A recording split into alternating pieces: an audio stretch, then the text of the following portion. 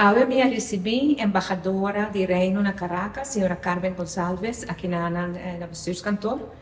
Nós reunimos riba diferentes temas muito importantes de Venezuela.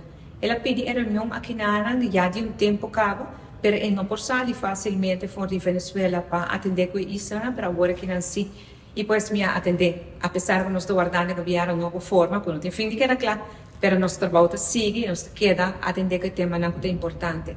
A relação entre Venezuela e Aruba é uma relação muito importante.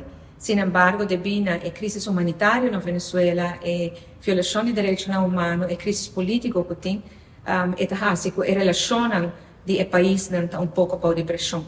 E pensei, a embaixada de Reino na Caracas e a embaixadora aqui tem papel muito importante. Nosso papel arriba é cierre de fronteira, a fronteira será para diferentes motivos. Agora que o departamento do país Aruba está trabalhando no Conselho Ribesaki, mas escuto que é partido na informação que abre fronteira mesura. É importante para ter em conta com o aspecto. Per tudo isso me traspassar é para o ministro novo órgão que é claro. Ela indica também que na Venezuela tem uma pequena que tem interesse para vir Aruba e que é algo que tem em conta com ele. Nosso papel de relação comercial entre Venezuela e Aruba. E nosso papel também de impacto de decisão do governo de Trump da América, riba Venezuela e dos riba Aruba, por exemplo, do de quita a licença de OFAC of no, de Chevron, que impacto sempre vai ter.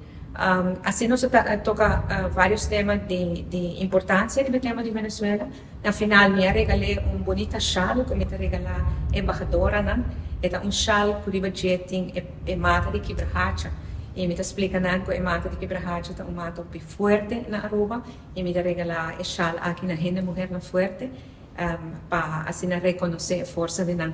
É chal de desenho local e que sei bota dona regalo para a riba cerca de nan coração. Dessa parte eu também agradecemos para todo o tempo e aqui de cooperação. Agradecemos também para meu rol como renda mulher do internacional feministas beleid. Que